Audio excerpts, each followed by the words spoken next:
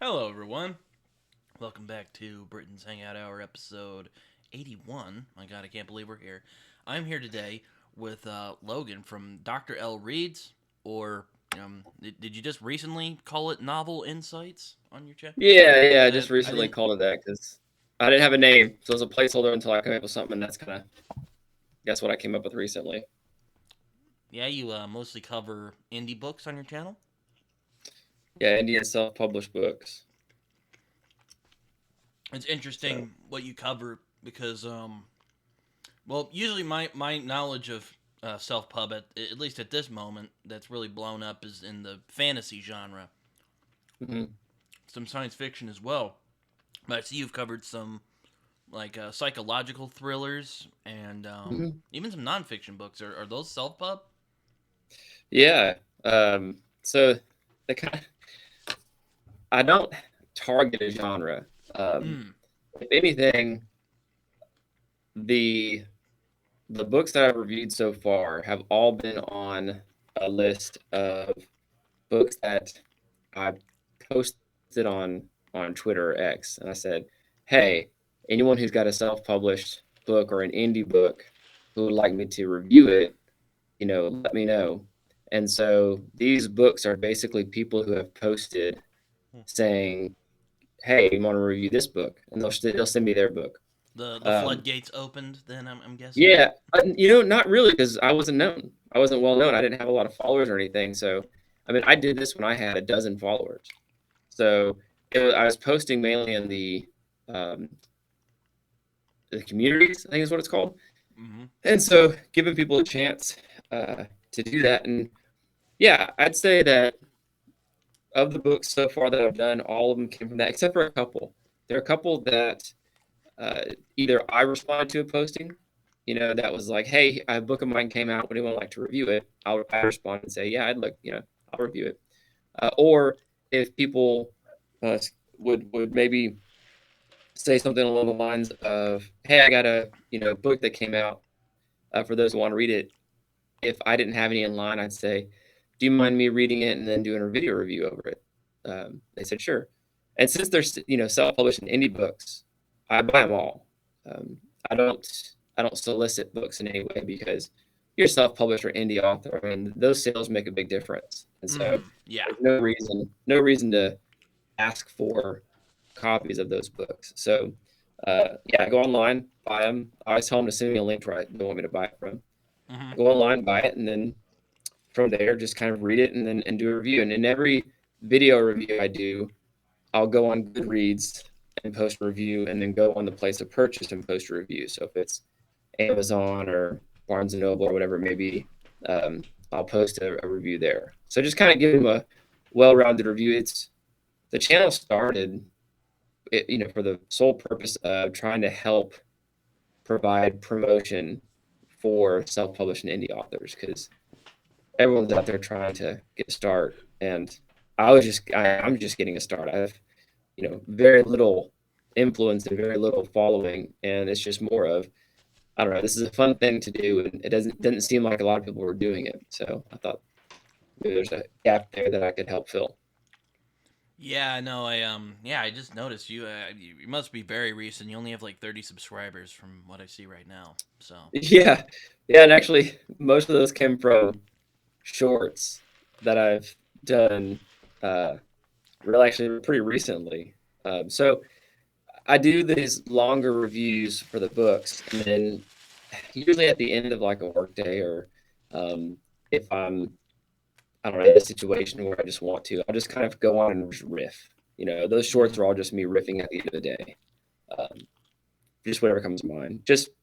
They're kind of like almost like two separate channels in one. One's the much more serious long form book reviews, and then the shorts are just me riffing in my office, or like when I'm in a hotel room, something like that. Just kind of having fun. So I guess you already kind of talked about this a little bit, but I like to ask this when I talk to booktubers.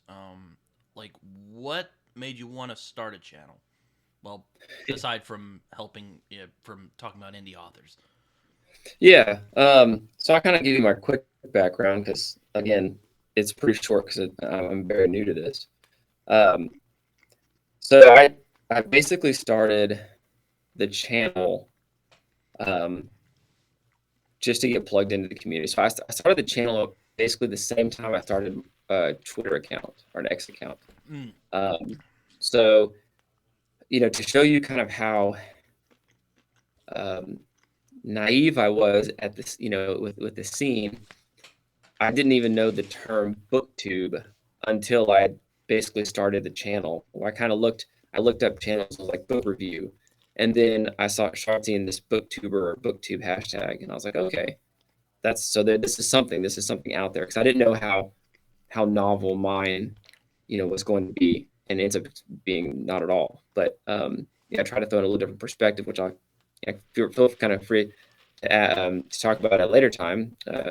But the whole goal was get something out there that I thought was not common. Found out it was super common, but I didn't care anyway and did it. And so those two things kind of happening at once. Plus, I started my writing journey. So I'm in academia, so I've done a lot of academic writing, Hmm. but I kind of started my non-academic writing journey at the same time. So I kind of got plugged into YouTube and Twitter or X um, as a reader and a writer at the same time Hmm. on both platforms. So that's kind of the start of it, is more of just kind of getting plugged in to uh, really saturate myself with reading and writing tools, people, advice, posts, videos, things like that. Hmm. I hear you. Yeah, um it's good. I saw in one of your videos, you say you're a psychologist, but you're not a A clinical social psychologist. psychologist. A social psychologist. So like, what does Yeah. that mean? Are you like a counselor or? No, no, no. So that's the part of psychology I don't do. Oh, okay. So I'm in no way involved in therapy, counseling, treatment, anything like that. Oh, okay. Um, as a social psychologist, I primarily do research. So Oh, okay. if you think of like psychology surveys or surveys about social issues and personal issues and psychological concepts, things like that, that's mostly what I do is experiments. So I do a lot of experimental research, Mm, survey research, and sometimes observational research, but mostly those two. I see. I am curious because I remember you followed me first. So how'd you find my channel? Yeah. Uh, you know, either so it's one of two things. I can't remember exactly, but it's either that YouTube recommended a video of yours and I clicked on it, Hmm. or um, you interviewed somebody that I maybe like found and searched, and so your video came up. Um, one of Okay. those two. Yeah, could have been. In fact, the first video I think I saw of yours, which again is either recommended to me or was that I looked up, Hmm. was I think when you did. I don't know. It wasn't an interview. It wasn't the chat. I think it was like a joint review with Colin from Colin's Corner. Oh, yeah, yeah, yeah. Hmm. Yeah. Yeah, Was it the In Cold Blood one we did on his channel, or is it possibly. Or I thought it was on yours, but it could have been on his channel. We did do One one of on my the channel. We've actually done two on my channel. We did it and we did Paranasi on my channel. Paranacy is the one that I think I saw then. Oh, okay. Yeah, yeah. Not it. Yeah. We had to record that twice because I was still figuring out this new mic, and the first one my audio was really echoey, so I'm like, we're gonna have to re-record it. So we did. Oh, gotcha. Turned Yeah, out that well. must have been it though. So then I kind of saw the interviews you did and saw some other people you talked to, and so yeah, I followed. I think did I follow you on Twitter first, or did I follow you I think you on followed me on Twitter first, yeah, Twitter first? Okay, because I that's where must I have like found looked you. you up on that one. Yeah. I kind of follow a lot of the book review YouTube channels that I don't watch a whole ton, but I follow a bunch just so that my feed is populated with that rather than other random YouTube stuff. Fair enough. I mean, so I know a lot of. I mean, a lot of the self pub that I know of. I'm actually reading one right now. Legend of Blackjack by Andy Witham. Um, are there any particular genres you're interested in, or is it just like you just like to you just like to read widely? Yeah, that's a good question. So I'd probably say the main thing is I'm less genre seeking, and I'm more um, basing my reads off of recommendations or authors coming to me saying, "Hey, do you mind reviewing my book?" And again, it's not like I'm a really, a megaphone for these, people at this point.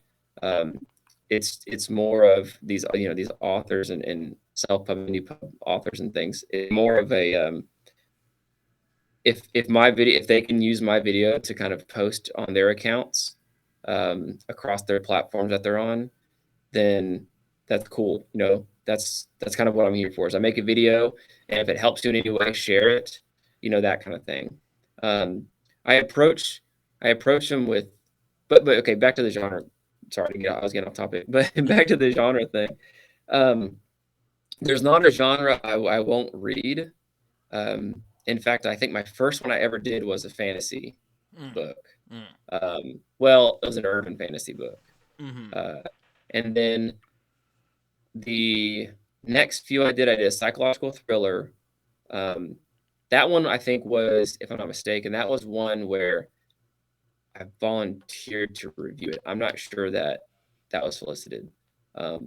But the I did that. I did a couple nonfiction, no, a nonfiction. I did a like it was like a religious, Yeah, I book saw that. That study. was that was interesting. Yeah. So I'm not opposed to those. Another one was it was an adaptation of Bible stories to like modern day stories. Oh, And interesting. it was a book of short stories. Um, I did one on my own. It was a novelette, which is basically, it's basically like, oh, I don't know, 50, 60 pages, 40, 50, 60 pages. Mm-hmm. And it was a dark humor book. Mm-hmm. And I don't read, or dark comedy, and I don't really read comedies, but I wanted to read that one because um, it was short enough for me to kind of dabble, to say, hey, let me go and try the comedy genre. And so let me start off with something, short and seemed like it was going to be funny, and it was. It was actually a really good read. I highly recommend that one. That's the Nobody Who Fought a Dragon. That's a really funny one. Uh, Very easy read. I sat down on my porch swing and read it in, I don't know, 45 minutes, and it was good. I chuckled quite a bit. Um, and then what other genre have I done in that one? I'm reading right now I don't know what to call it. I'm really new to these genres. So when they get to be specific, if you look at my Twitter posts, I'm always asking about genres. Like, what's this? Is this thing, considered historical fiction, or is it speculative fiction, or what is it?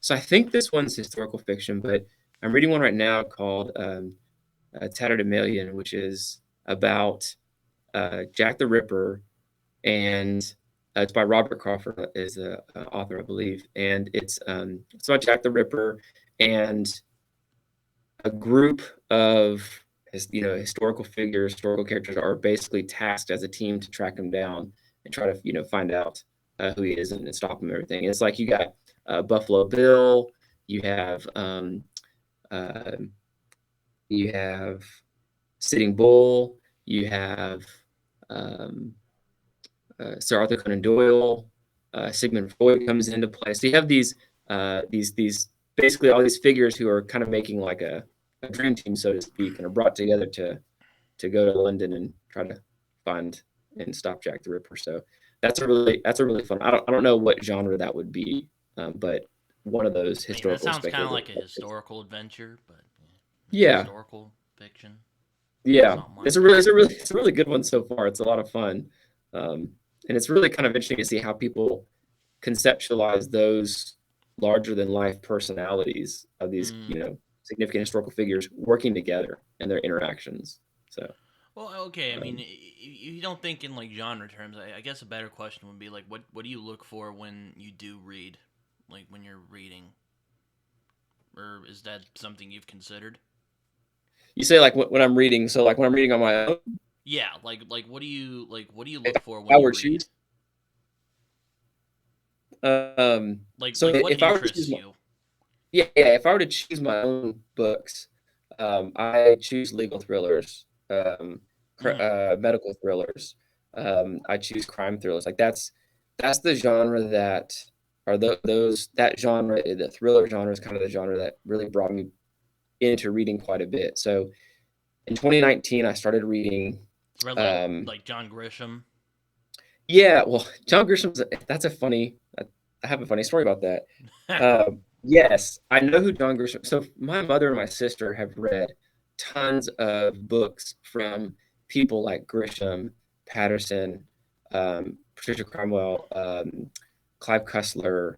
I don't know if they've read many Tom Clancy books, but actually probably they have. So they kind of were interested in this, and so I was like, I talked to my mom. I said, Mom, what do you recommend in this genre? Because y'all read these all the time. I'd like to read some just to see what y'all are reading.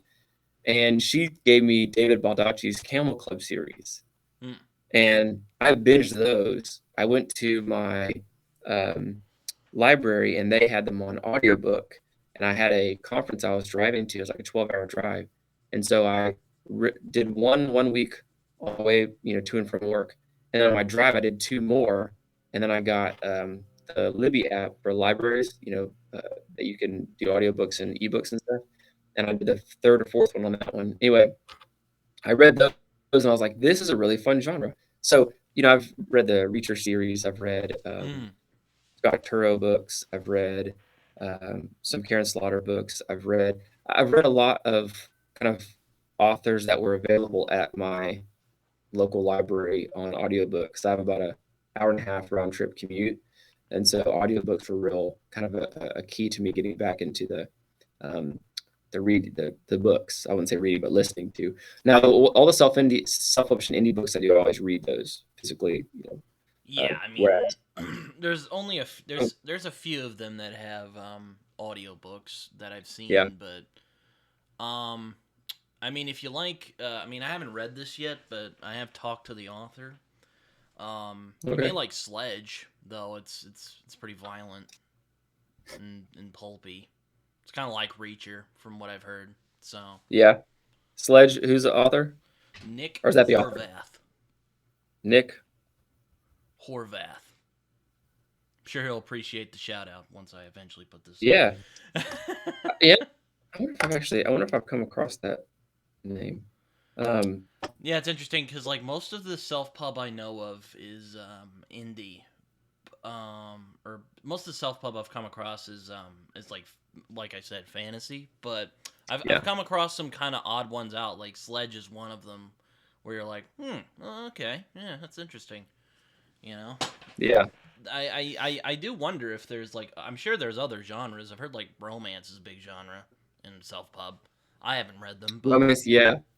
I have not read a romance self pub. I did do an audiobook romance, just to, because I tried to when I first started getting into kind of spreading my wings in my genres and not just listen to the legal and crime thrillers. I'm a big fan of medical thrillers by mm, Robin Cook.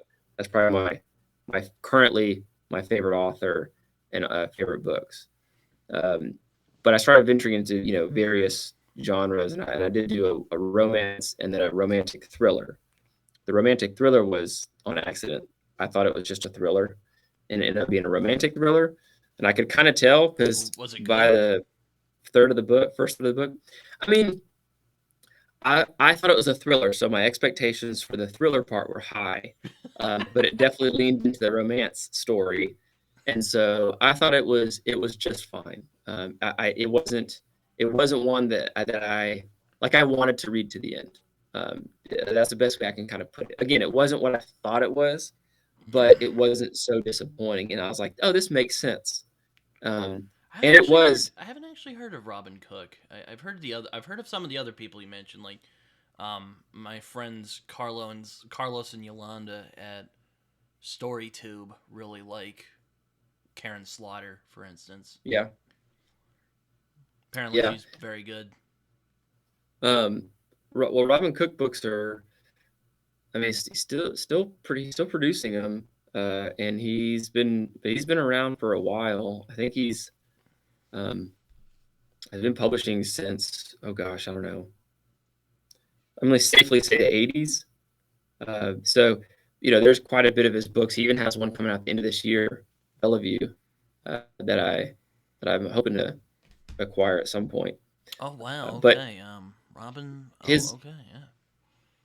are you looking him up? Yeah, I just looked him up.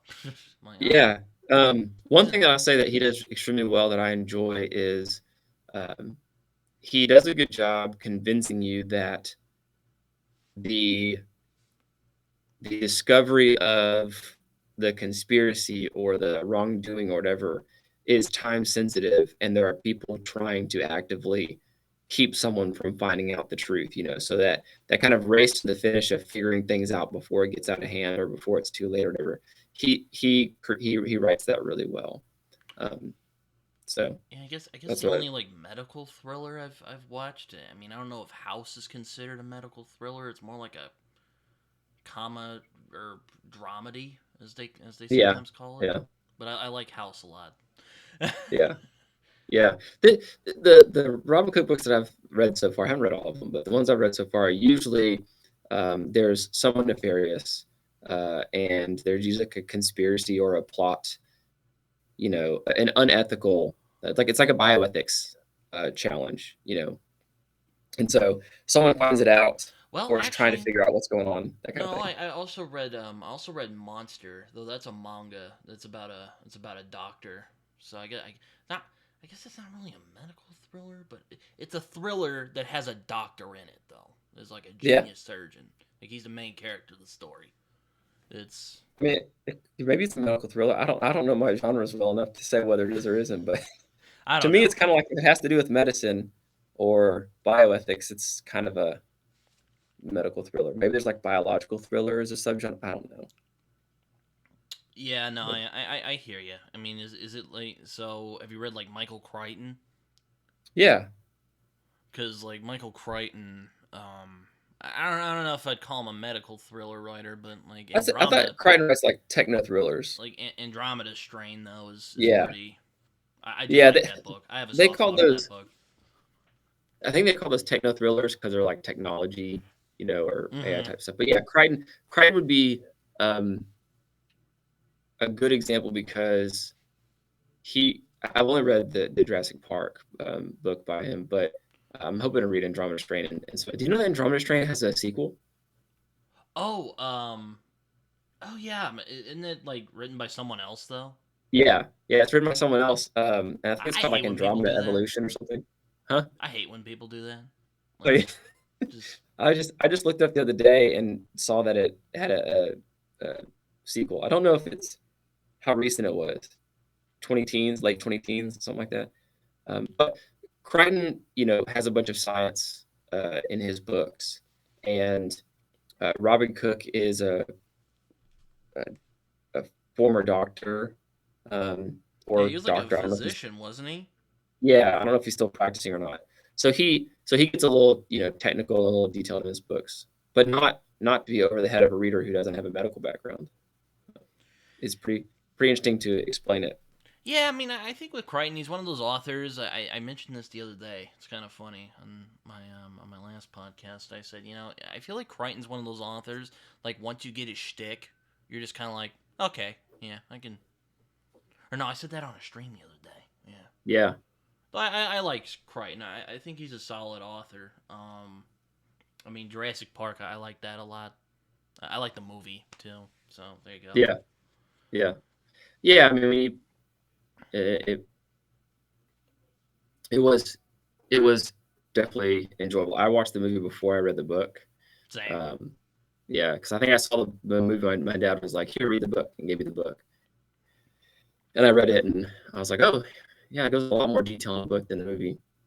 Yeah, it's kind of with them. hilarious. I remember reading the book. I'm like, wow, there's some differences here, and like, why is the main guy who runs the park such a jerk in the book? Oh my god. Yeah, yeah. But he's kind of like a lovable guy in the movie. Yeah, like yeah, he's like this lovable grandpa in the movie, and like in the Yeah, book, he's like this greedy, just jerk. yeah. You're like, Which which you know makes us a good antagonist, because in the that's true. movie it's like fight for survival. In Mm-hmm. the book it's kind of like you shouldn't have done this, or at least it makes you well. In the movie they say that too, but in the book it makes you almost jump to that conclusion a little bit easier, a little bit quicker. But uh, the explanation of the DNA sequencing and that kind of stuff, I appreciated in the book. Um, Whereas in the movie, I think they do explain it a little bit, but they use kind of that little film that they watch in there to explain it. Mm-hmm. Uh, it was, it's a lot of science in the book, so I guess you got to kind of quicken that explanation in the movie. But they're both really enjoyable, and that's why I want to read some of the other ones. The Geometry Strain, I've seen the movie, so I want to read the book. Yeah, I mean, you may like The Martian if you like Crichton. Not really the same vibe, but like there's a lot of like the science is pretty sound for the most part from what I Mm-hmm. understand because I'm not really the biggest science guy, but it's still like an adventure, you know. Yeah, was it? Now that's they recently came out with a movie on that one, right? Yeah, yeah, they made a movie about that a few years ago. Wasn't The Martian a self-published book? I think it was. Yeah, actually, yes, I think it was before they picked it up for whatever Yeah, before reason. someone picked it up, but yeah, that's cool. I like uh I like some of those stories, those success stories from the self-published authors. Yeah, I've heard a couple of them, like Ryan Cahill. He's like a fantasy author. I hear about him a lot because I read a lot of fantasy and I know a lot of Hmm. people in that sphere. So yeah. Yeah, yeah, that's one thing that I would say I'm not a strong fantasy reader, and the more I watch uh, people talk about books online, the more I realize how dominant kind of the fantasy um, genre is. Probably because it's so wide, and Mm-hmm. there's so many, and one thing that's really attractive about fantasy is that there's so many series, and so you get a lot of time to see worlds built, plots unravel, characters come in and out, transformations, that kind of stuff. So I get the allure. I just haven't. That wasn't what I cut my teeth on. Well, yeah, that makes sense. I mean, I haven't heard about a lot of like psychological or crime thrillers on BookTube. Well, until I started watching your channel, I'm like, oh wow, there's other genres. I was kind of, like, oh, that's um, Yeah, yeah. I mean, yeah. there's a one book. I was just watching it. Let me look it up. On my channel, Yeah, on your channel, it was the Beyond the Veil.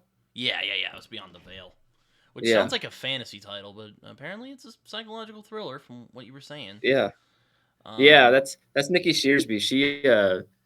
She's an author that has that's the first in a series. I think the second one comes out in September, mm, and then I think she's working on the third one. The series called the Flanagan Files, and she's in uh, an indie publisher. I think mm, it's SRL Publishing, and they're part of the Indie Press Network.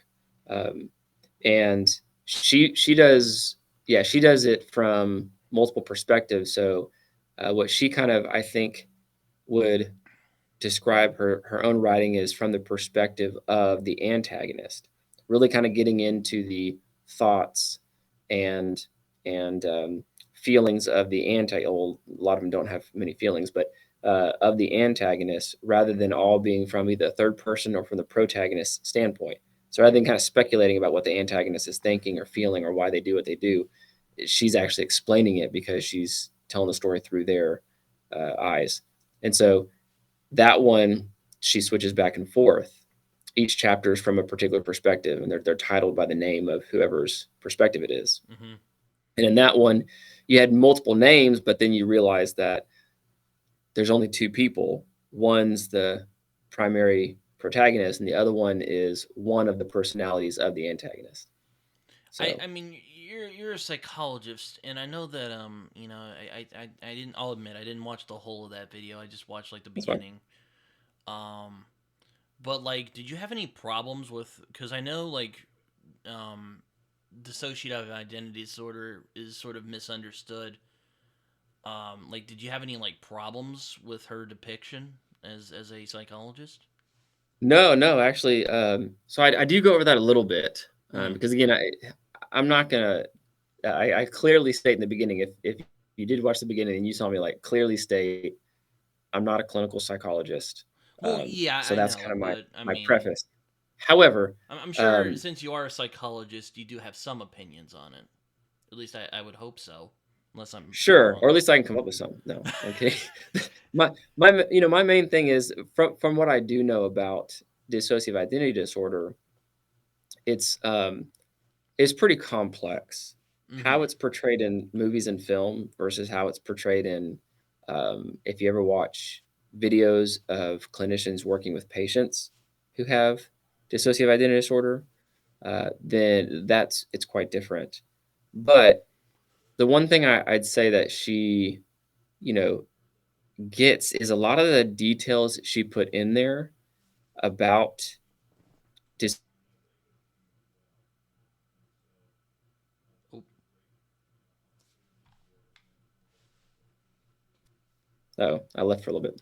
oh, you paused I there could. for a second. What were you about to say?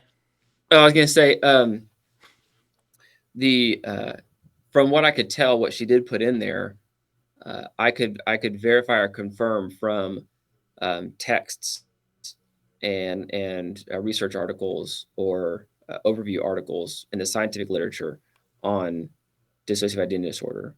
Because in reading that book, just so I could kind of keep up, I read on kind of my academic end about the Mm-hmm.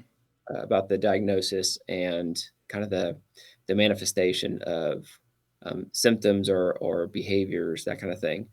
And I didn't see I didn't see like glaring holes or anything. And again, it was pretty surface level. Don't get me wrong, but it was enjoyable to see that she obviously had read it a lot about it. And I asked her. I think I asked her.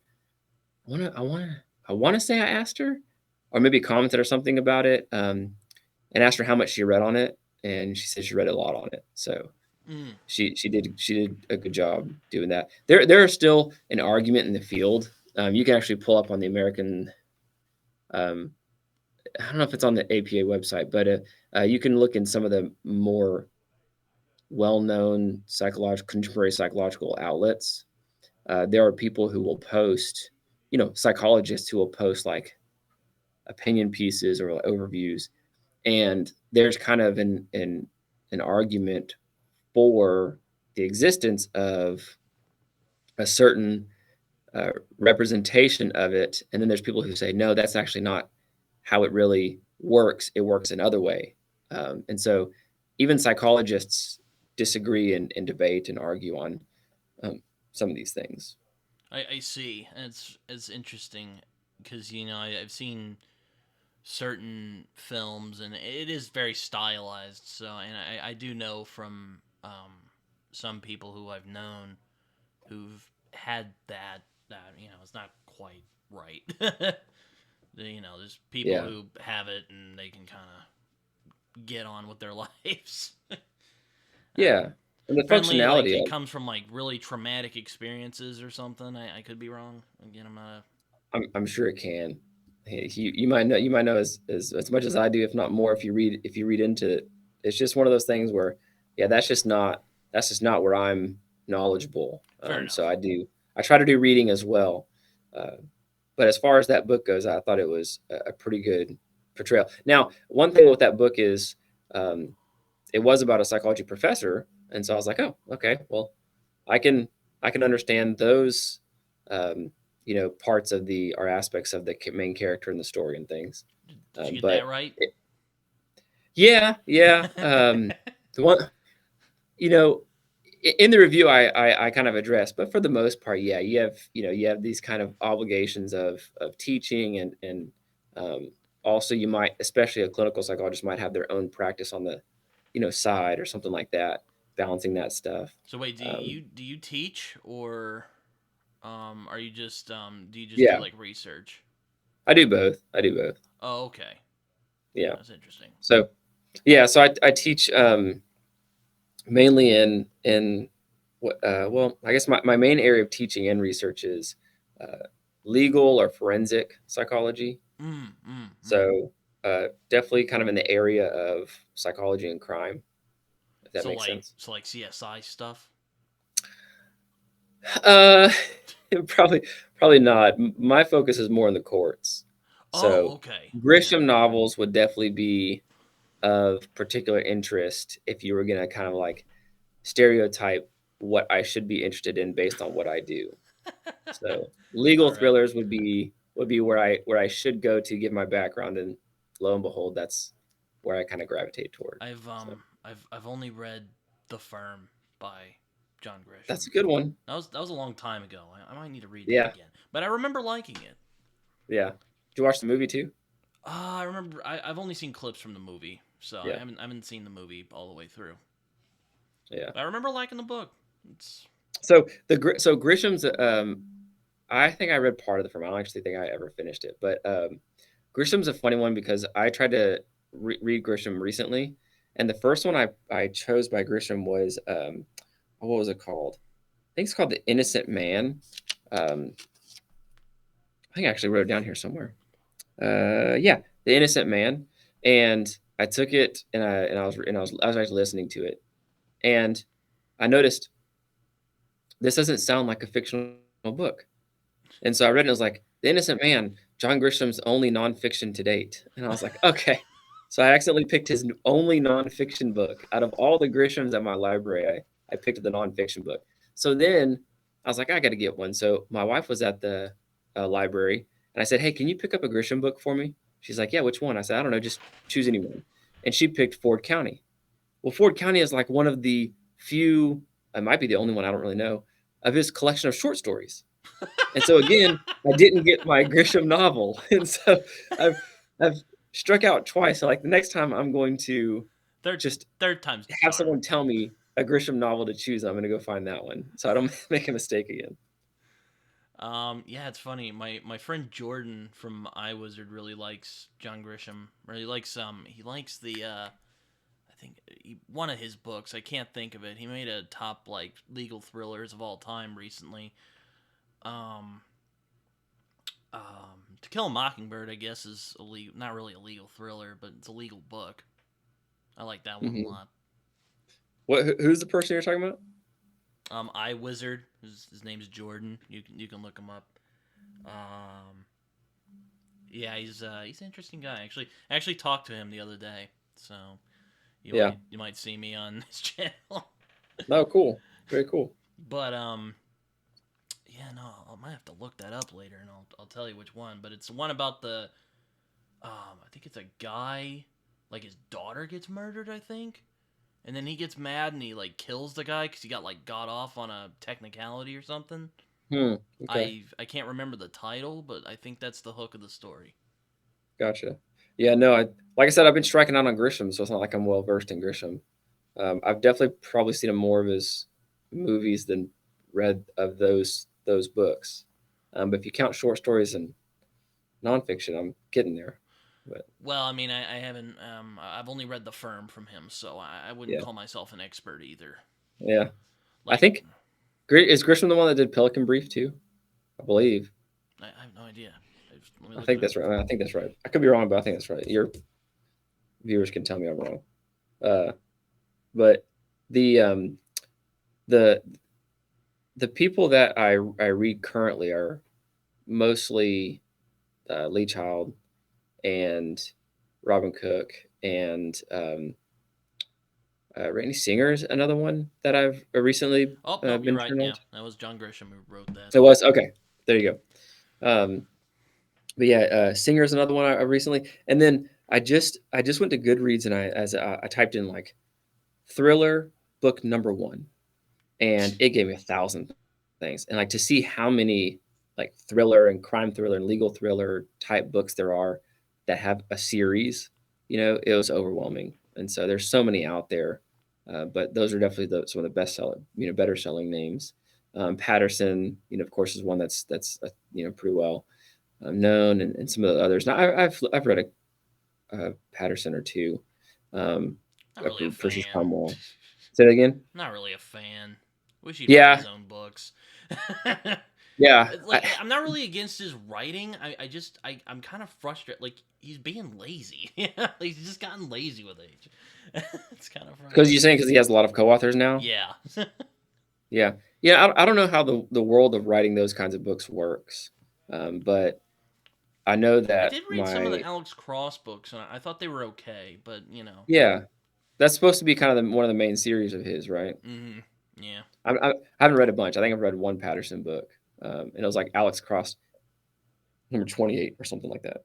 So 25 or it's very far into the series.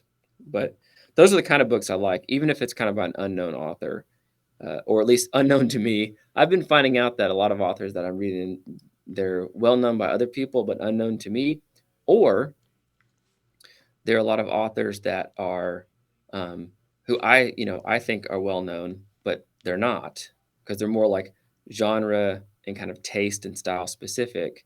Mm. And so, as far as like the fantasy authors, there's probably so many well-known authors in fantasy that I just don't know. Um, I was talking to someone the other day. It might have been I talked to Colin from Colin's Corner, um, Oh and yeah, I great. think He's a I great guy. I yeah know yeah him. I think I mentioned that a lot of times people will start a sentence with, "Have you read so and so?"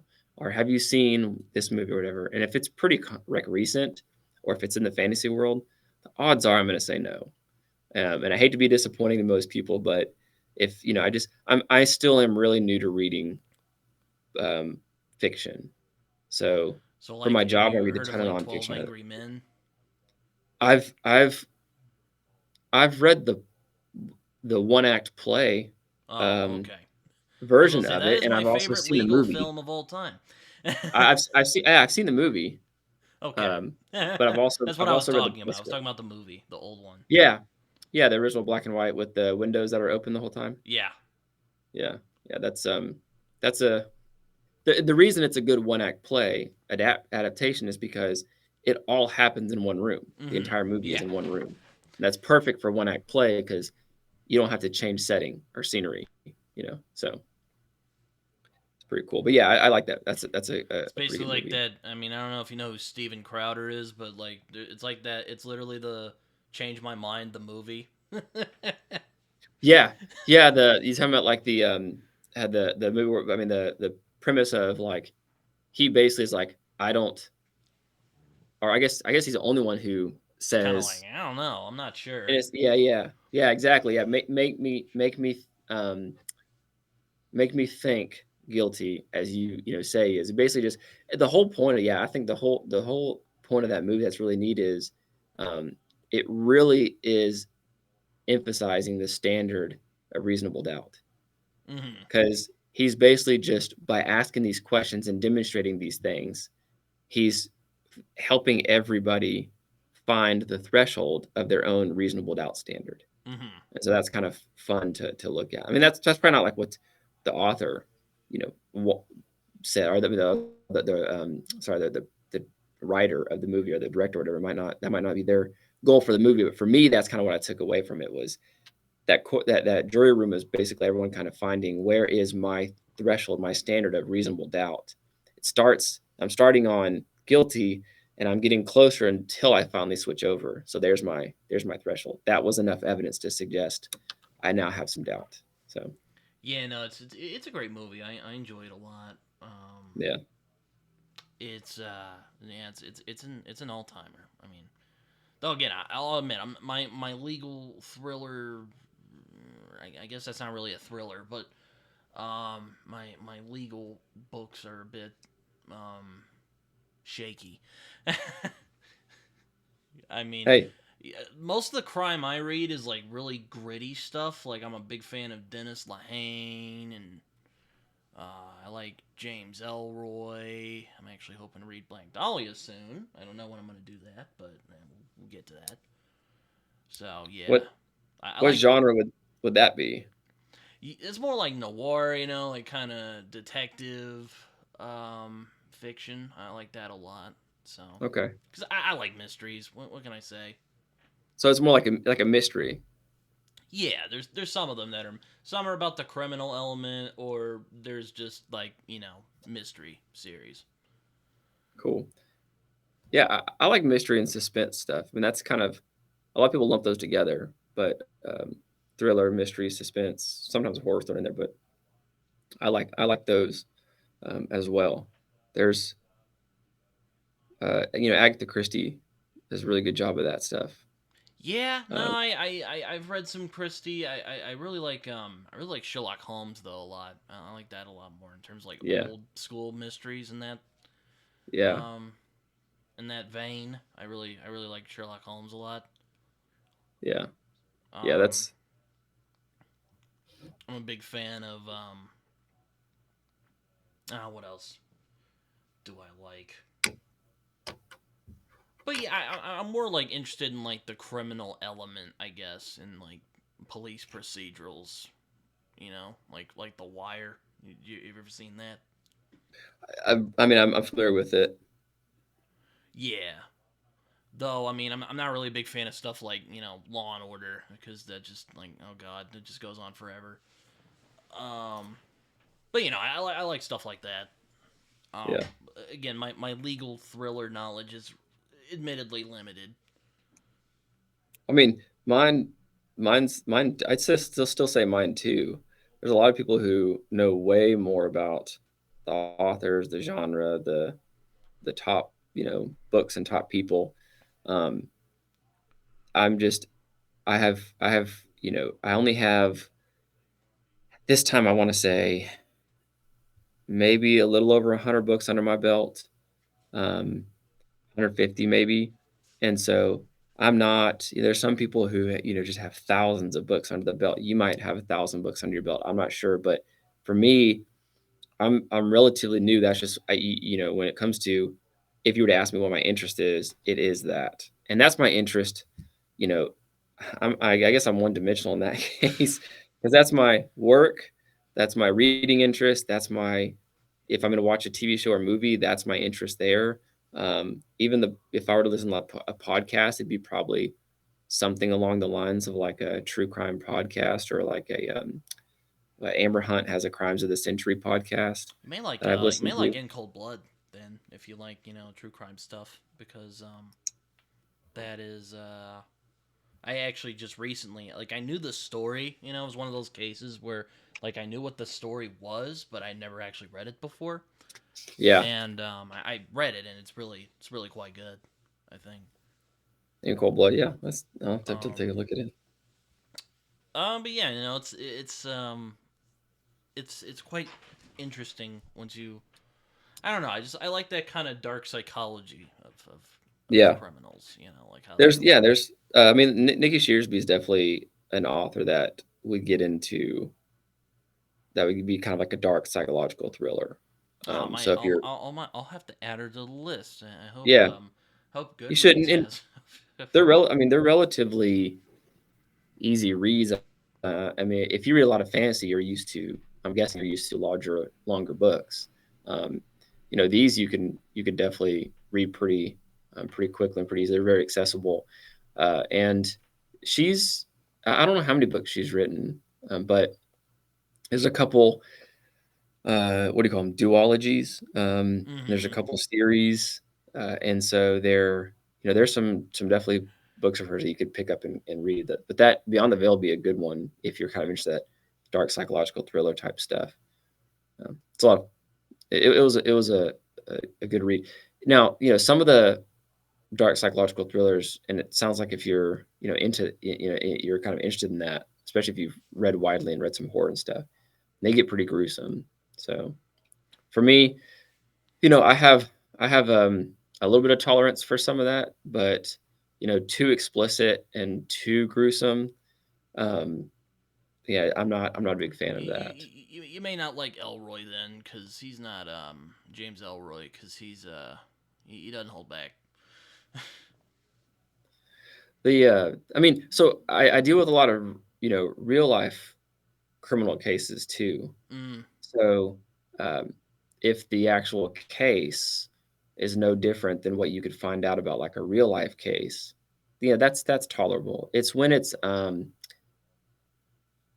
I guess, um, I guess, unnecessarily explicit and disgusting. If Oh. it's just kind of run of the mill, I don't want to say run of the mill. That's a terrible way to put it. But if it's something that I would probably come across, and again, this is hard to Oh, then gauge for maybe anyone who's then not maybe you me. will like Elroy. I don't know. I'm not. I'll It's tell you all. what. I'll tell you what. I'll give Elroy a try, and I'll let you know. How about that? I'm gonna read The Black Dahlia soon. I've only read L.A. Confidential from him, so which yes, that is also the same as the movie, except there's because Elroy likes to go on diatribes a little bit. He very much yeah, he's interesting though. Like like if you're familiar with the Black Dahlia case, he wrote about that. Like I'm actually about to Mhm. read that soon. I mean, if that which is based on a real case. Right. Or Yeah. well, Black Dahlia is a real case. Um, so I mean, it's pretty, it's violent. So is it kind of a is it a fictionalized story about someone that's involved or what? Yeah, it's basically well, from what I know, it's like a fictionalized. It's about fictionalized characters who are investigating the real murder Okay. Yeah. of that case. I think that's a pretty common and quite interesting take on a lot of the like unsolved crime or even really um, uh, I wouldn't say famous but really popularized crime cases. I think that's an interesting take on it. Like the Ripper, Jack the Ripper is a really good example. It's Mm-hmm. unsolved, so there's a lot of different takes you can have and fictional elements you can put in there. Zodiac's another one, that kind of Mm. stuff. So, Yeah, I actually read no, what was that? Graysmith's book about Zodiac a few years ago. oh yeah, Interesting stuff. Though, yeah, that might be our Jack the Ripper. yeah. I mean, it kind of is. It kind of has been portrayed that way. Of course, uh, Jack the Ripper was historically kind of transformational because that type of murder was not common, and multiple at that was not common. So and it was extremely gruesome. Mm. But um, the yeah, it was so sensational that it will Well, I kind of mean, it will always I kind just of be that compared them case. because both of the guys never got caught, or Yeah, wherever they that's went. true. That's true. That aspect of it for sure. And the Zodiac, because the Zodiac was it late '60s, Yeah. and in California, 60s into the '70s was a time where there were a lot of kind of these serial murders going on that were some of them, at the same time that would still kind of be currently some of the more well-known cases that people have heard of. But so if you're not into crime thrillers and thrillers of that sort, I know you obviously read a lot more fantasy than I do. But Oh, what are your genres of choice? well, I really well. You mentioned earlier fantasy. I really like science fiction, particularly well, speculative fiction in general, which I kind of use as an all-encompassing, like, oh, it's fantasy, science fiction, horror, supernatural horror. I like horror a lot. In October I usually go nuts on the horror stuff for the whole month. So, and I read horror, not on Halloween too, but it just I like tradition, Yeah, and of course, the like I mentioned, I'm a big fan of like noir crime thrillers. Like I can't get enough of those. gotcha. um, That's cool. I really, yeah. So yeah, that's kind of the genres I enjoy a lot. It's So what's your reading habit like? How many how often do you read? How many books do you read at once, or do you kind of just I read as much as I can. I mean, I'm in college, so it's been kind of tough getting all the reading done. But what are you um, studying? I'm studying journalism. Oh, cool. Okay. Yeah. Well, they call it professional media at my college where I go to, but Yeah. it's journalism and broadcasting. Um, Gotcha. I usually like I get kind of neurotic about it. I generally stick to two books at a time because if I read Yeah. like three or four, I'll just go crazy, and I don't have enough time to read all of them. Yeah. That's Unless I can like sneak. I'll sometimes do three if I can like sneak a real short book in there. I'll yeah. do that, but like usually just two at a time because What how do you juggle reading multiple books at once, whether it's two or three? Like, do you have uh like odd, you know, Monday through Wednesday you read one book, and then Thursday through Saturday you read another book, or what? well, usually how I do it is like sometimes I'll cut through days. Like one day I'll read one book, another day I'll read another book, or sometimes on the same day I'll read the different books at different times. I try not to be too structured about it. Okay. Um, That'd confuse me if I like just put one down and then just pick the next one up. You ever do that? no, I like to. I'm weird. I like to let the book sit with me for a while Okay. before Okay. That's why I wait a few hours because I like to let the book sit for a minute and be like, okay, like what was that all about? Because I get, you know, Yeah, sure. because if I, if I didn't, I know people who can do that. I just cannot do that. I like to let the book. Like I have to like I always I like to mentally prepare myself for a book before I read it. Yeah. Yeah, I'm with you on that. I couldn't just put one down and pick the next one up. I might be able to do something like that if I'm reading like a fiction and a nonfiction that are just wildly different. Sure, yeah. Because then it's like one's kind of like such a change of pace that it's almost like I'm not reading, a book right after the other one. Um, you know, especially if my approach is a lot different. But yeah, Yeah, I reading mean, a multiple at once would be like you said. I kind of have to let them sit with me for a while too yeah, I mean, I don't before I cover a pick it. lot of nonfiction. I mean, I don't have anything against it. There's several nonfiction books I like, and I would like to cover at some point. I have a harder time reviewing them because I mean, I know you've reviewed a non or well, depending on what you think about the Bible, nonfiction, but Yeah. uh, Well, it's nonfiction in that the writers, the intention wasn't to the one they're nonfiction books. One is sorry, the one that I just most recently did, because it's strictly, doesn't matter if it's the Bible or it's some other book, but it's strictly here are, because it's two texts, it's the Bible and the Quran on that one, but here's two religious texts, and mm-hmm, then here are the understandings of this particular concept based on these texts, and here's how you can kind of transition from one to the other. So it's the person's not making up a fable or a story. mm-hmm. They're just applying these texts to this concept to come up with kind of a takeaway. Um, and then another one the adaptation one is, yeah, those are um, fictional, kind of um, Retellings. current or contemporary depictions of a particular religious text. Mm-hmm. So that one, I'd say that there's definitely a fictional element there. But Well, what I the mean most recent is one is I have nonfiction. kind of a harder time with nonfiction because I'm like, I can't just go like, oh, that plot doesn't make any sense. Well, it's real, so Yeah, sometimes sometimes that's reality is true. kind of weird that way. It's not. Can I make some recommendations for you? I mean, well, I was gonna say there are some nonfiction books that I enjoy, but yeah, shoot, you can shoot me some. I'm always down to. So one is if you are interested in kind of thinking about the conversation we just had, but have you read Devil in the White City? I own that book. I own that book. I have not read it yet. I do Okay, want to. Is it there good? you go. Yeah, yeah, I think it's real good. That's Eric Larson. I think um, that's I like that style where you're kind of um, having these multiple events coming together. So he kind of does like the background on the World's Fair and then the background on H.H. Holmes.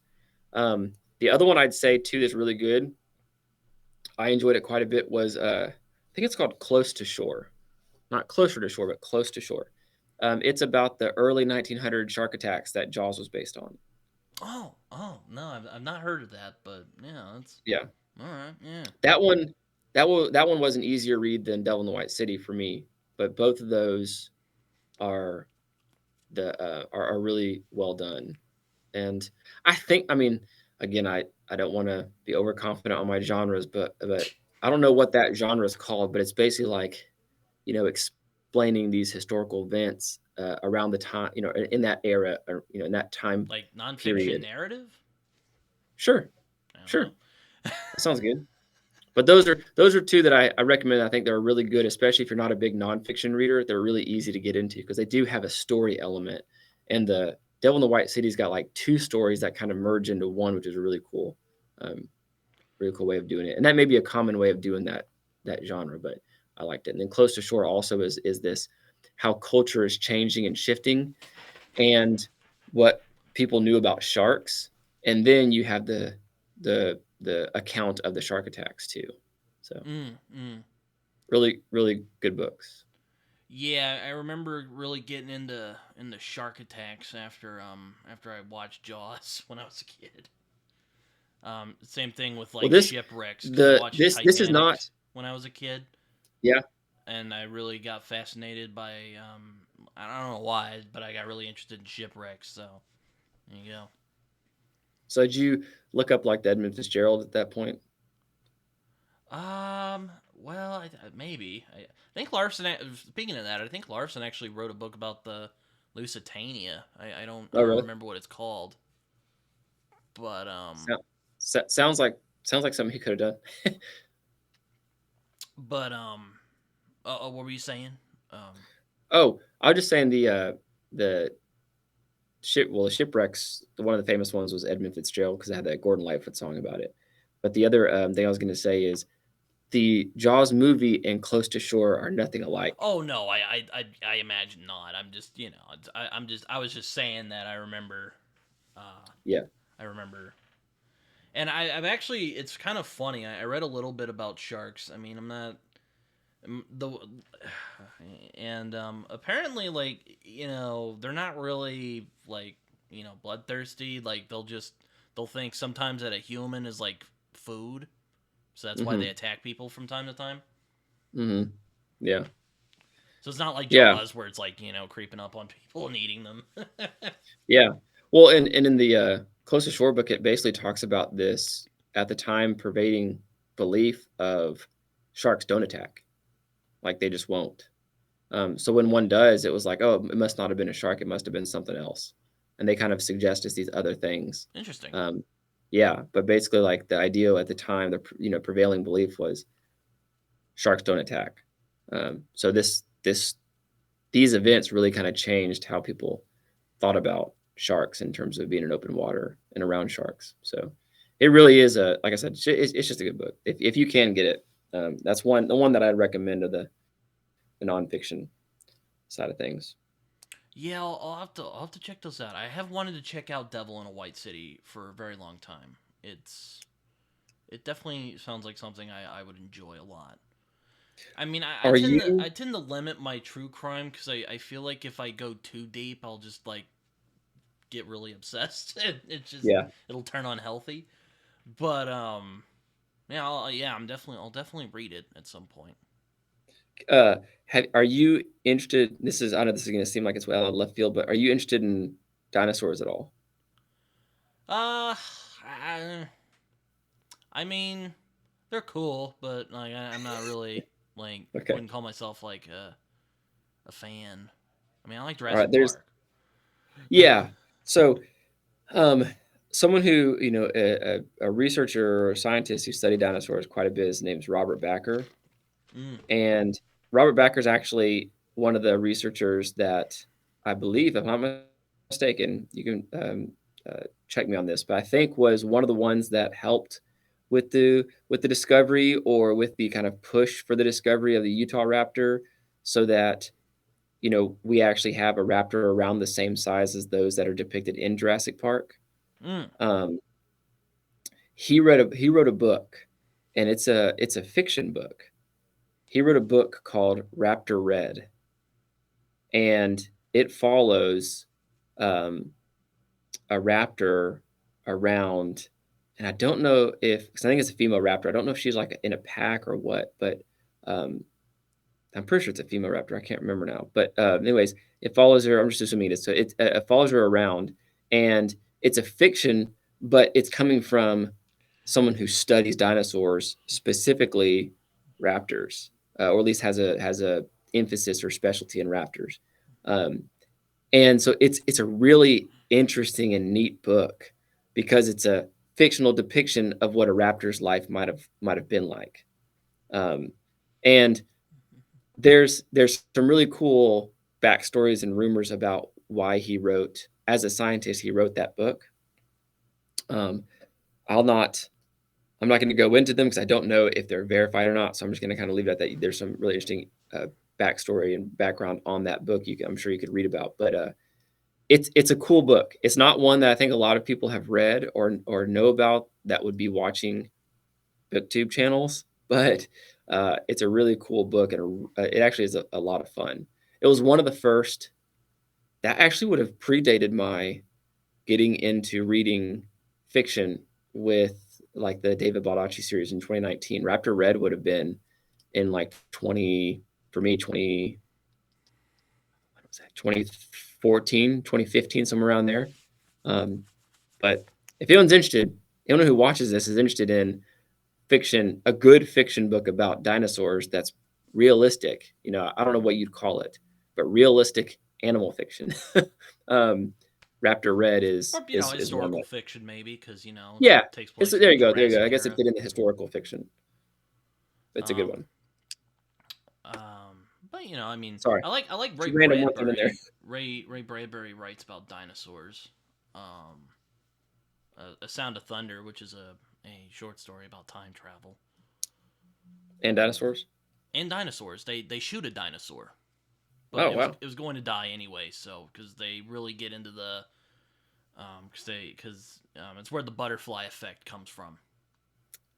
gotcha. Like if you mess one thing up, it might screw the whole timeline up. Right, yeah, the ripple of fate kind of thing. Pretty much, yeah. It's something. Though apparently Ray Bradbury really liked dinosaurs, so. Very neat.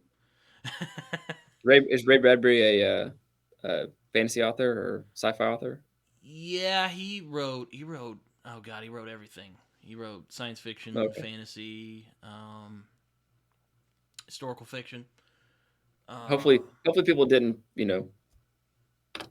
scream at my asking that question, because again, I'm gonna be ignorant and be like, He's one of my favorite authors. I mean, I didn't yeah, scream at you though, so you're good. It's no, I haven't read a lot about dinosaurs. Like I don't know if I mean, it was cool when I was a kid, walking into the museums and seeing the dinosaur bones. I was like, ooh, yeah, wow. Probably be scary if it were alive. yeah, I sometimes think about that. Like, what if dinosaurs were alive right now? Like, what yeah. would that be like? That could be an interesting book. That would be. I don't know. I don't. Do We you think tend to. we have like reservations for dinosaurs? I don't. Yeah, like Jurassic Park. Yeah, like Uh, Jurassic Park. Yeah. that's. I mean, possibly if I guess if we, because obviously now we have the capability and the weaponry and things like that to put down dinosaurs. Um, so if we like co-evolved with dinosaurs, the extent to which we'd have developed our technology that we do now in their presence, well, it depend on that, right? We have Mm-hmm. to get to this point, given that dinosaurs have been around with us. It's not like you can just build a house that's going to protect you forever from dinosaurs and things, Yeah. based on the depictions we have and what we know about them, I guess, because they're just so big. It's not, you can't just go out and about in life think of how scary that would be. Let's just say you're trying to go get, this is obviously pre-industrialization, but you're trying to go get meat for the family. You're hunting deer or something like that, and you're sharing the woods with raptors, That would not be fun. or T-Rex or whatever else. Like, that's a that's that's a task no one wants to do. It's kind of like Well, I mean, we'll have an we indoor hunt with garden and like just eat that. bears and wolves around, but they generally leave us alone because they think we're the think we're just gonna shoot them. Yeah, That's what I've and heard. maybe you're right. Maybe dinosaurs would also just become afraid to an extent of humans because of the interactions. I mean, people did obviously hunt big mammoths and took them down. So I don't know. Life finds a way. There's got to be books out there on this. There's got to be someone's There got to have better written be. about I that. mean, that was like there's a gold mine. Like that's a gold mine right there. Yeah, What if the dinosaurs weren't wiped out? yeah. I mean, the there's some interesting stories of like a monster like creature like a dinosaur that's you know in with the humans kind of thing. So there's some of those kinds of stories, but yeah, there probably are some good ones. Again, it's one of those things where if I feel like if I can think of it, someone's probably already thought of it and written about it. I just got to find that book now, even if it's an indie or a self-published author. Well, I mean, I've heard people say this, and I used to roll my eyes at it, but it's definitely true. You can only like you're the only one who can write about how you see things or something like that, like Yeah, something like that. So yeah. Well, and writers often also say, I wrote the book that I wanted to read but couldn't find. You know, yeah, that um, too. it's like with these kind of channels, these YouTube channels. It's like I'm creating the YouTube channel that I was looking for but couldn't find, and so I thought, why, who better than me to make the channel that I wanted? Yeah, So no, I actually avoided doing YouTube again for a while because I'm like, I don't know if I'm like good speaker or anything like that. And then I saw like Brian Lee Durfee talking, and he's just sitting there on his phone, just talking about books for 10 to 20 minutes. I'm like, you know what? I have no excuse to do this. I gotta get back in on this. So here I am now. it's cool. I like this way of doing it where we have a conversation. Yeah, Um, it's why I started my podcast because well, for one, it's sharpening my journalist skills, and two, I like talking to people and hearing their perspective. yeah, So yeah, it's a lot of fun. Um, can I ask a random question? sure, yeah, I see drums in the background. Are you a drummer? I can play. I haven't played in a very long time though. I haven't played in a while, but I can play them. Gotcha. Yeah, I grew up playing drums, and so whenever whenever I saw, I guess it was one of the videos that I saw of yours, the first video I saw, I was like, drums. Yeah, I know. Uh, There's been some people who are like, are we gonna get a taste of the drums? I'm like, yeah, someday, maybe someday I'll give you a taste, but I just need to get back they're into the loud. rhythm of it.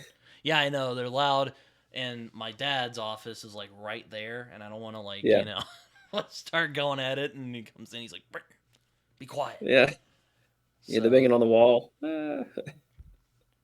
yeah, no, That's it's funny, man. but yeah, it's I enjoy doing it. Um, and I actually got this from I think it was my uncle. It's like my step Yeah, uncle. It's weird. You know how families are. It's a weird thing, sure. Yeah, that's pretty especially cool. That when like step family gets involved. You're just like, okay, yeah. Well, yeah, but I think it's pretty cool when you kind of keep musical instruments in the family. So yeah. My you dad know, had a guitar. I mean, he tried to play it, but he probably wouldn't want me telling you that though. Probably don't want people knowing that. But I yeah, try playing it, and I'm weird. Like I like music a lot, but I have a hard time like keeping up with it because I get impatient, yeah, and and learning music takes a lot of patience. You're like, oh man, yeah. It does. ah, Patience, practice, all that. yeah, no, it's yeah, but it's fun. It's fun. I like doing drums. I just haven't done them in a while, so I'm probably. Yeah. Um, I have, uh, I think the drum set that I built it. Well, it was my brother's drum set, and then the cymbals. I don't know what I think. I don't know if someone walked off with them or if I doubt I misplaced them because I know exactly where I put them. But somehow I lost track of the cymbals. I think someone might have grabbed the bag and taken it. I don't know if they meant to or if they didn't mean to. But so then I replaced all the cymbals, and then my brother and I the drum set kind of broke. Things broke on it and stuff like that, and so we kind of repaired the drum set. And like, I wouldn't say we did not rehabilitate the drum set necessarily, but we fixed it to where it stands up and you can still play it. And so now we're trying to figure out what to do with it. But Yeah, um, I actually learned how to fix one of the cymbals because it would fall and mhm, it wouldn't work. So I had to. yeah, Well, I did have work. It's probably less impressive than yours because I looked it up on the internet and that was very helpful. But it's one of those thank God for the internet moments. yeah, yeah. I can't tell you how many cymbal stands I had that had like duct tape around right where it goes into the next piece, Uh huh. just to keep it up from falling. Yeah. So Well, fortunately, I don't think I needed to do any of that. that's good. Uh, but yeah, no, it's yeah, they're you know also, it's a bit of an old drum set. My step uncle had it for like when he was younger, so maybe it's Yeah. like God, 30, 40 years old, maybe. I don't know. What brand is it? Pearl. Oh yeah. Okay, that's what we got.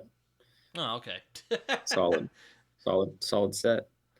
Yeah, I mean, I had a little drum machine that I used for a little while because my parents were like, "Okay, if we get this, you keep at it, we'll get you a real thing." And I was going nuts on it. And they're like, "Okay." Very cool. And here I am now. I think also I was trying to find people to play with and like nobody was interested and that was disheartening. Yeah. Yeah, I know. I've been there looking for bandmates, but you're the only one. No, but I enjoy it from time to time. Yeah. Um, what's on your horizon in terms of what you're gonna read? Well, I mean I'm reading oh boy. So, I decided to go for some big ones this year. I'm actually reading Susanna Clark's other book, her massive one, Jonathan Strange and Mr. Norrell, right now. Um, that's a I like how I like how you assumed I knew the other book. well, I mentioned Piranesi earlier, so Oh, is that her other book? yeah, that's her other book. Oh, see, I just knew that was the video and that's the book y'all went Oh, over. I oh, didn't even realize sorry. that was Then the same yeah, author. Susanna Clark wrote Piranesi after this one, which I don't blame her because it's a very short book. Wait, This is hold a on. very Hold that long up book. again. Oh, yep, there you go. Put it sideways. Golly. I know. Yeah, it's big. It's a big boy. Oh my gosh. Um, That's so big. yeah, I know. It took me a few years to like get me hyped up to read it because like like I say, I like to let a book sit with me for a while before I like get to it. And, like Yeah. it's very much it's uh it's a pastiche of sorts. Yeah, I'm also reading The Legend of Blackjack right now, which is an indie book because I've been kind of dipping my toes in the Cool. indie books. I'll pull it up. My Yeah. Amazon copy for some reason, some of the pages down there, like Yeah. right there, you can see them. Yeah, for some reason they're kind of like dog-eared. I don't know why, but I don't know. but I'm digging it so far. I mean, there's some like exposition in there, which I wasn't really too fond of, but it's really picked up. I like it. So How'd you find out about that one?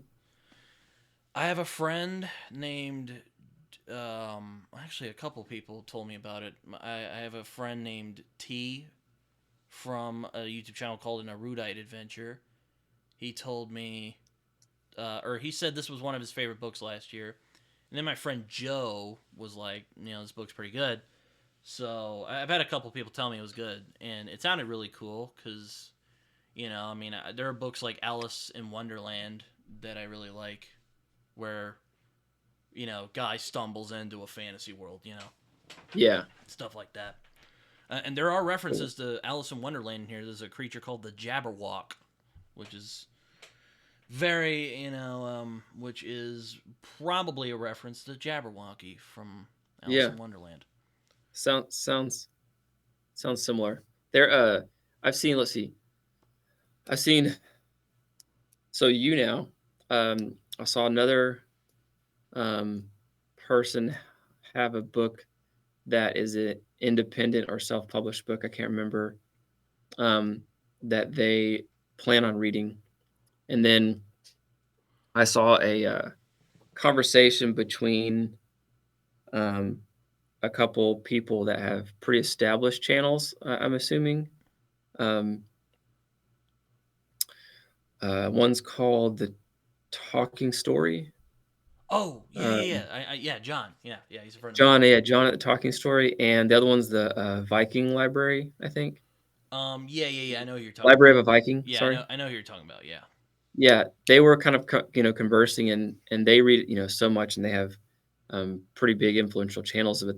And they talked about how they'll get self-published indie books that they really want to get to, but sometimes they just you know they Yeah, I can't know. get There's to so them. many. Like once you start, like I've met people who just started reading, and I've met people who've been reading for a long time. TBR never ends. Yeah, I It's know. just And especially whenever they, they're I don't know if it's their job or whatever it may be, where they're supposed to kind of stay on top of the mainstream, I mean, I really don't well known, look. I don't popular, know expected everything. book. I know a lot, but I don't know everything. I mean, I didn't know who like Jenny Wirtz was until I got on here and people started talking about her and people started actually talking to her because she's, she talks to the community. So I'm like, okay, I Yeah, didn't know who that was. So no one yeah, knows everything. yeah. Well, I was just saying. I mean, it's cool. One thing that I like about my channel is that because I am not doing a whole lot, and I don't have like a lot of expectations, um, that I can do some of these books that would, otherwise would never get like a YouTube um, review or something like that. And also, it is the one thing that I like about it too is every author that um, I read, I've reached out to, I've talked to at some point, and so it's really Mm-hmm. cool. And the neat thing too is, it's at this point, I'm doing um, so few, and and it's a very pretty close community that whenever I make the video and post it, it's cool to know that the author's going to watch the video. Mm-hmm. Um, and some of the authors will like pull quotes out of it and post those quotes and things. And so it's really neat, being able to do these book reviews, but then also talk to the author, know that the author has seen it because they either say something, they repost the video or like it. Sometimes they'll subscribe to the channel, like, after at the very beginning, especially if I posted their video, they'll subscribe to the channel, Mm. and it's like, oh, so it's just really neat to know that there's an immediate connection and sometimes subsequent conversation after the review with the authors of the book that I Yeah, read. I agree with you. I think it is really neat that we can talk to these authors and hear what they think. Now I know that might take some of the thrill out of some people who like to theorize about books, but I mean I've had a couple videos with authors I've become friendly with. I've talked to them about their books. It's always very interesting to do.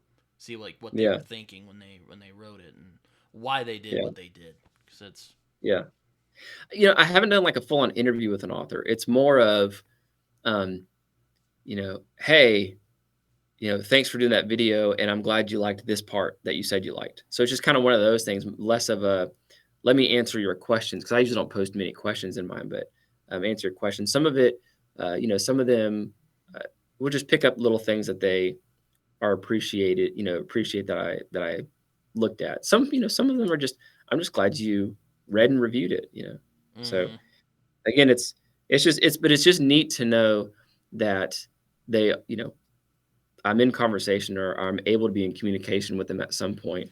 And on like Twitter or whatever, there's a lot of these authors like I stay connected to afterward, especially if they have others. So I think the first one I did, which was Curse Entwined by I think it's Kaylin Soriano. Mm-hmm. There's a second book, and so I only reviewed the first one, but I went ahead and got the second book on ebook. Um, the Like I said, Nikki Shearsby, Beyond the Veil. That's number one in the Flanagan series. And so I'll probably get I'll for sure get the second one and third one when it comes out.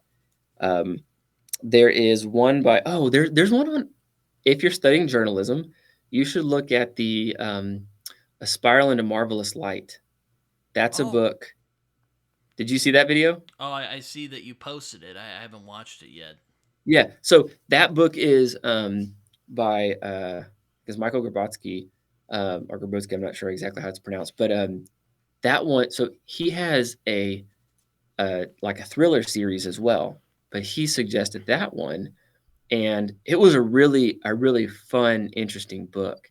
But it's about a journalist who's basically tasked with a story, right? Mm-hmm. Mm-hmm. And through pursuing the story, everything kind of is up in the air to change. The character, arc, the story arc, even the arc of the kind of what's considered to be the antagonist and that kind of thing. Mm-hmm. But that's a really good one. But the reason I say you might like it is I don't know if you're studying journalism. I don't know if you like to read about journalists, but if you Oh, do, or I if that do sounds interesting, from time to time. My dad actually got me a book a few years ago that I read, and I really enjoyed. Oh, dang it, the name is escaping me now, but it was a really good book about journalism. And okay. Well, this one you might like. all right, yeah, I'll check it out. I'm not, I like reading about journalists from time to time. I mean, Yeah, I read like Killers of the Flower Moon a few years ago, which yeah, I guess that's I don't know if that's really journalism. I guess it kind of is. I don't know. kind of. This one's a fictional. I shouldn't say fictional, but I mean it is fictional. But it's a fiction book, right? But it's about a journalist's kind of story. Mm. So it's not like I'm a journalist and here's what I'm finding about this true event or anything like that. Oh yeah. But it is a story about a journalist who has this kind of task. It's just the character just happens to be a journalist. I'll put it that way. Um, but you might like that. It's a pretty easy read. You can read it pretty quickly, especially compared to the book you just showed me. I You should be able to knock it out in no time. yeah, no, yeah, Jonathan Strange, Mr. Norrell. I started it in April, so I'm reading it for about a month now. And you're still with it. That's I mean, it's perseverance. long. Yeah, my mom. I remember my mom. I was reading it. And my mom walked in. She's like, "Oh my god, that's a big book." And I'm like, Yeah.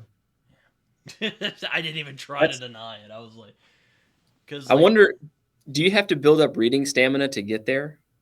well, that's what I did when I read Jonathan Strange and Mr. Norrell. I know there's probably some other people who you know can just jump in, but that I have to prepare myself before I read something. How many pages total is it? Let me see. Or rough estimate. I think it's 1,000 actually, Okay. just a So, little over 1,000. okay, so let's say 1,000.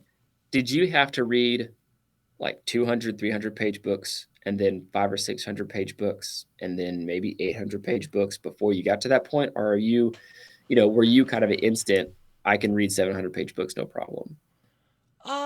Well, I mean, I kind of had to build to it. There are some longer books that like the longest books that are like the sweet zone for me are like maybe like 600 or maybe 700 or something. I don't know. That's just a rough estimate, but yeah, I kind of had to build up. I mean, I prefer reading um leaner books, if you will, because like I Yeah. mean, I don't mind jumping into epics, but it's nice to have a. I like reading shorter books because they feel more concise. Not that this Is isn't that what concise. is I that what defines epic fantasy?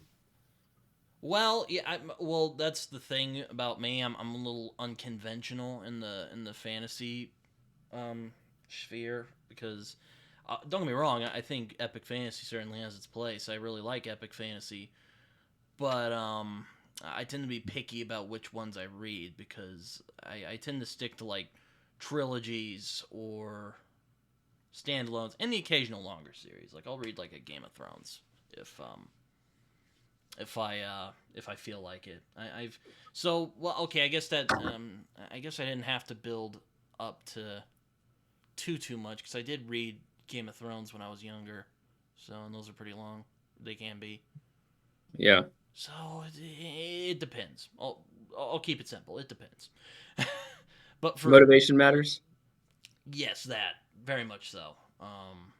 Because Jonathan Strange, I actually bought that book a few years ago, and I'm like, all right, I'm gonna put it down. I'm gonna wait for a little bit. I'm gonna you know psych myself up for it. And this year was like, all right, I'm gonna jump in. Yeah. Yeah. That's that's definitely. I'd just like myself up for that book too. I mean, I think I can. I think I can handle anything up to about 500 pages, but 700, 800 pages, like it has to be a time in my life where I know I can get into that and get through it. Because I got a lot going on, and a lot of I'm pretty busy pretty constantly, and so the thriller genre I think may, you know, Well, I that's might the nice thing about even thrillers. A lot of them are very, yes, very well, unless you're reading like, James Elroy or something, because, like I said, Elroy kind of likes to go on tangents. I mean, he's good, but he does go on tangents. yeah, Um, but, yeah, a lot of but them yeah, are really lean and, you can read them pretty quick, unless they're bad. It's just agony. I think I paused again. But yeah, and maybe that's why I kind of stuck with thrillers too, is because it was more along the lines of the size of the book that I'm able to do at this point. Um, but I don't think I've read anything over 500 pages. Oh, Jurassic Park might have been. I can't remember. Yeah, it's, oh man, what's a shorter? It was big, but I was small, so I read that I guess in early high school. I was a small kid, so maybe it just seemed a lot bigger than it would now. No idea. There's a lot of things that when I remember them being a lot bigger than they actually are because I was a lot smaller.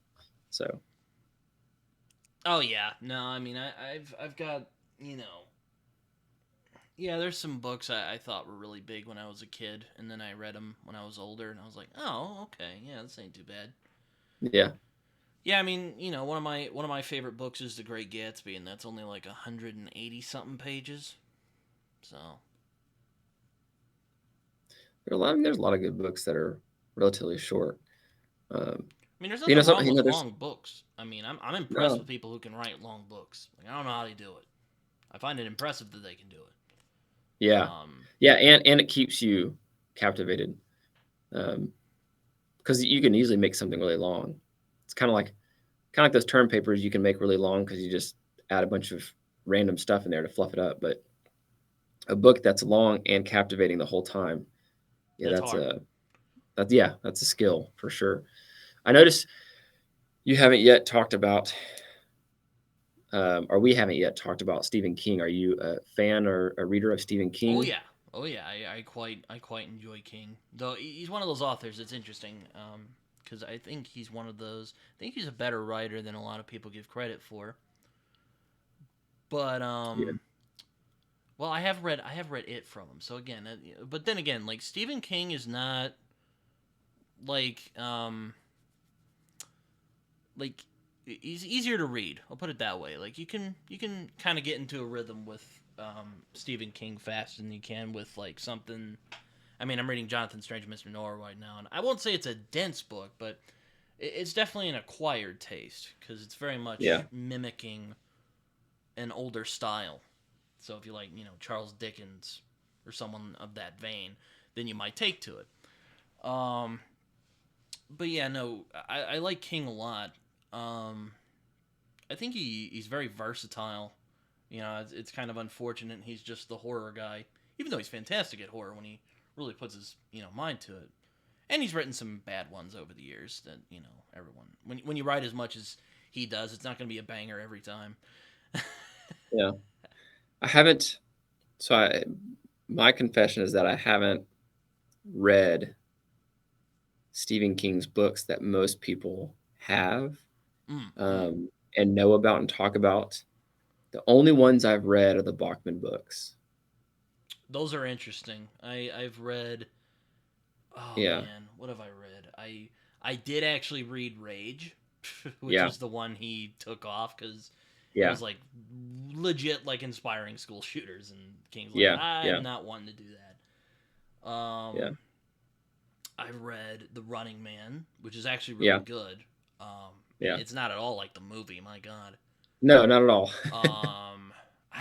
I haven't read the other. I don't think I've read the other ones. I haven't read Road Work, Yeah, and that one. And I think the other one's The Longest Walk. oh no, I have read The Longest Walk, and the other two I don't think I've read. I don't think I've read. I haven't read Road Work. I haven't read the other one. I think it's about that guy who like holes himself in his house and starts like shooting people. I don't Okay. know. I don't know. I remember I had them, and I think the they those are the ones that stuck out to But yeah, me. I mean, I know he writes chunkers. Like, if you want to start somewhere, I'd probably just start with his novellas or short stories. You know, um, I mean, if you really are adventurous enough to jump into it, by all means. But you said you like to prep for it, so I would probably say start with like his novellas or short stories. Oh, is it real long? It's like this. So, That was it. uh, I mean, it's one of those too that there's just I know so much about it from pop culture and from people talking about it to where I could probably I could probably commit to that book. It'd be I pretty mean, it's a easy. fantastic book. I think it's one of his best. Yeah. Uh, if you like, I mean, it really depends on what you're looking for because King has written so much and he's written in a lot of different genres. So, I mean, really, I mean, you could start I anywhere. might just have to do like a an exploration of his books because I But like, know a lot of if people I have read would them. recommend starting somewhere, it would probably be with his shorter stuff because like it gives you a taste, but it doesn't have some of the King problems because King's another one he sometimes likes to ramble on for too long. Um, but yeah, I think his shorter stuff is a good place to start. But you said you read the Bachman books. Yeah, That's also a solid place to start, even though those are really messed up. Some of them. yeah, yeah. Their premises are pretty wild. Uh, I really love 11/22/63. Okay, Um, I've heard about that one a lot. I'm very picky about time travel, so it's saying a lot that I love that book. But that's a great Okay, one. I just found out it's about time travel. So Well, I mean, it is it is about time travel. that's Which I know that's not a people put on their spoiler. That's list not a of like spoiler. favorite books. But, That's not a spoiler. That happens in the first couple chapters. okay, well it's not. Don't worry, I wasn't saying you're spoiling. I was just saying that I've only heard it in like lists of Stephen King books. I haven't read or watched much about in-depth reviews of Stephen King books. That just one comes up on a list of all the time. I never Well, knew. I would suggest Colin because he's very passionate about Stephen King. Is he? Um, I'll see if he has like a Stephen King video or something I'll watch. yeah, maybe I'll be like, hey, Doctor L's asking me for Stephen King, Ingrex, get a video out recommending stuff. Yeah. No, but Uh, I um, think I reached out to him to see if he wanted to do a book swap. Um, and so I'm gonna try to. I I'm sure he would suggested do a it. yeah. Oh yeah. Well, I think gave him some suggestions, and we landed on a thriller, and then he's going to recommend something for me from the sci-fi, fantasy, or I don't know what he's going to recommend, but it's probably something like that, something uh, out of my comfort zone, Also, out Stephen of King's my written some typical reading crime. genre. I haven't read any of them, but he has written crime too, crime stuff. Yeah, well, I think we're trying to do something that's a little more unconventional for each other, so that we can kind of broaden our horizons a little bit. So, um, Um, Yeah, Yeah. it's a but yeah, no, I mean if there's any place to start with Stephen King, it would probably be his shorter stuff. So like Okay. Shawshank Redemption. Though I mean if you've seen the movie, you know the story, but it's still a great story nonetheless. Yeah. Um or 1922, which is a horror one he did. The Body or Stand by Me. But you know, yeah, that's kind of. Or if you want like to with a novel, I mean, the Bachman books are a pretty good place to start, even though they're really dark. Yeah. Probably, I don't know, like maybe Misery, like one of his more popular ones, like Misery. It's a very like in terms of novels, I think that's a good place to start because it's very. It doesn't have some of the like wild multiverse stuff as some of his other works do. So yeah. Gotcha. I think that's a good list to check to start with. There's a lot of very well known authors I just haven't ever read, and again, with Yeah, so few books. King's hard. It's kind of like Dennis Lehane. Like you can kind of jump in anywhere, and you could probably get away with it. Maybe Yeah. well, except in King's case, I probably wouldn't go for like the Dark Tower first because that's just his weird multiversal epic opus. So I would not start there, but I do like. But you could jump in anywhere, and you'll probably be fine. Okay. Yeah. That's a there's the good thing about having these conversations is there's so much I find out. There's so much I learn. Um, just kind of jumping into this. I'm very much a uh, structured reader. So like I have a way in which I read books. Um, I don't have enough time to just read like, you know, a million books a year. And I don't have And that's fine. the Not everyone yeah, reads the and same. I don't have the know-how to like know exactly which books are on my next, or my TBR list. I don't really have a TBR list per se. Um, it's more of a like I like recommendations. Anytime someone recommends something, it's that book now has a much higher chance of being read by me, even if I knew about it already, because I trust other people to suggest books, to an extent that's going to be well reasoned more than I could give. So um, that's And why I I mean, like I'm, these I'm kind of sure there's conversations. also like there's plenty of like videos like lists of like where to start with like if you're ever interested, where to start with like fantasy or something like that. There's Yeah, plenty of videos about that. But yeah. So the videos. I mean, you're probably right. Don't get me wrong. You're probably right. Um, but I know if I were to make a video of where to start, it would basically be like a video of here's my favorite that I'm rebranding as where to start. that's you know, true. There are uh, people who do um, that. yeah. So it's hard for me without having a whole lot of knowledge to be able to filter those out and only be left with the actual like person who's you know even might be going against their favorites to say this would still be a good place to start.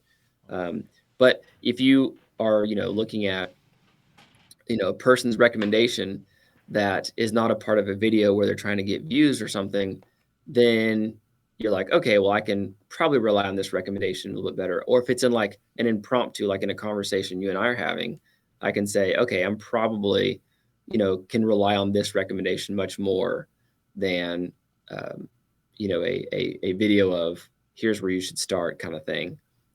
Though I still am not against them. I'm just saying sometimes I feel like it's just a list of favorites that's been rebranded, but I could be wrong.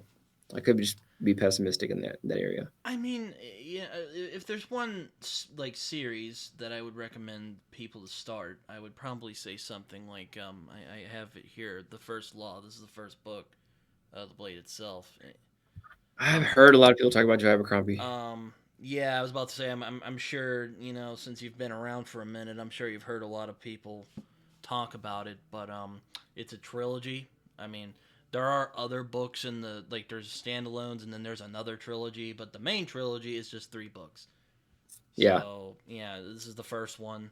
Um, I mean, it's dark, but it's pretty, it's pretty accessible. You can get into it real quick. I mean, if you're not in by the first page, then I mean, I don't know what to say. Yeah. I mean, I was skeptical for a long time. I was kind of like, oh yeah, Joe Abercrombie, whatever. I read the first page. I'm like, okay, I'm in. Let's see where this goes. So Yeah. he's good at What's that. what's it about? Well, it mainly follows these three people. He follow a barbarian called Logan Nine Fingers, who is trying to escape his past, Okay. and there's a torturer named Galacta who was tortured himself and is basically a cripple, but he's also, ironically enough, a torturer himself, and a guy named Jazal who's kind of this rich jerk who ends up getting involved in shenanigans, Yeah. and they Yeah. all are brought together by a mysterious figure. It's Gotcha. Cool. um, it's really, I mean, it is pretty. It's gritty, but like you could probably read it, and there's humor and great characters. So yeah, yeah, that's a good. That is one I would say if you want to start anywhere, you can start there and get through it, and basically has all the basics of like a good fantasy story in there, and Okay. there you go. There's some Yeah. people might push back, but I think most people would agree. So I'm good with that. Cool. Well, I mean, it's kind of the good thing about being pretty new to some genres like fantasy and sci-fi and stuff is that I don't have high expectations because I don't have really expectations at all.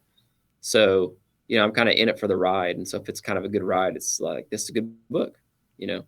Um, I know in my reviews, it's harder with the nonfiction.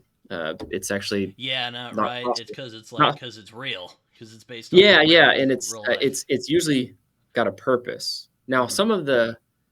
some of the way they tell a story, I can kind of comment on, your typical review stuff is going to be something along the lines of, you know, how great the plot was, how moving, the characters were, how you really, enjoyed the emotions of the characters, or how the book was, you know, really good or so good. These kind of your kind of general comments you can give to a book, Mm-hmm. or you really like the writing, or some people will say they'll kind of review the prose.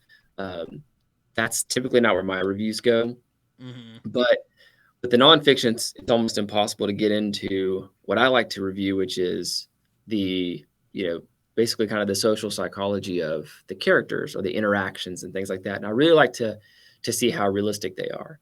And with the sci-fi and fantasy stuff, the thing that I've been the most fond of is looking at how human the non-humans are, Mm-hmm. and then also looking at how, kind of animalistic the non-humans are, like the monsters or whatever else. Mm-hmm. So because you have like, you have these, some portrayals are extremely, hyper intelligent, super rational, Mm-hmm. non-humans. And then you have some of these other that seem more, beast-like, like instinct driven, Mm-hmm. almost unexplainable, just chaos, right? So it kind of depends on how they're portrayed. A lot more human characteristics are put on non-humans in the books, but that I've read. Again, it's been a handful. But like I think I read a fantasy that was a Persephone retelling. Um, maybe you've heard of it or the author. Let me pull it up. It's called I think it was called Her Dark Wings by Melinda Salisbury. I might have to see the cover because I remember a while back. I've seen there's for some reason people like the Persephone Hades dynamic. I don't know. Yeah, that's what it is. That's what it is. It's definitely a Persephone retelling because it's a person who is her, well, yeah, her friend. I think her friend dies, and is draws her into kind of this underworld, and so she goes and tries to um, live in the underworld to try to figure out if she's going to get her friend back or not, or what. And so anyway, it's a retelling of that, but it was an interesting book. Hmm. It was one of my first kind of more mainstream um, fantasy books that I read, or actually I listened to. Sorry, is an audiobook. But anyway, yeah, Oh, that's what I man, like if to do. you I like to want dive into that. audiobooks, then yeah, First Law, man. Audiobooks of that are phenomenal. I don't listen to a lot of audiobooks because I just get distracted really easily. Yeah, But I mean, I'm sure. I don't want to say I'm sure you've heard this because I've. But I wouldn't be surprised if you've heard people say that the First Law audiobooks are really good. But I will repeat. I will say that in case you haven't heard it. The audiobooks for First Law are really good. So, okay, no, I haven't heard that. all right, then you've heard it here. There you go. There you go. That's what I come for. Um, uh, no, that's cool. Again, like I said, I the way I kind of read is I'm always reading a book. Typically, it's going to be my indie book or my self published book. I'm always reading the hard copy of that. Um, and then in my drive to and from work, I'm always listening to an audiobook. And then I usually have a nonfiction book that I'll read like a chapter a week. So that's kind of my third book. So that's Mm-hmm. kind of how I read um, multiple books at once, but they're like completely separate. Like one is, you know, 8 o'clock in the morning and then 5 p.m. And then the other one, and then the other book is going to be like 10 or 11 at night. And then the other book is going to be once on a Saturday or Sunday. I'll just find some time to fit in a chapter or two on a Saturday or Sunday. And then, the next weekend, I'll pick the next chapter up, that kind of thing. So because I'm not driving on Saturday or Sunday, like in my commute, and so I won't be listening to audiobooks. And so I kind of replace it with the other books. That's kind of how I keep up with about 2 or 3 books at a time.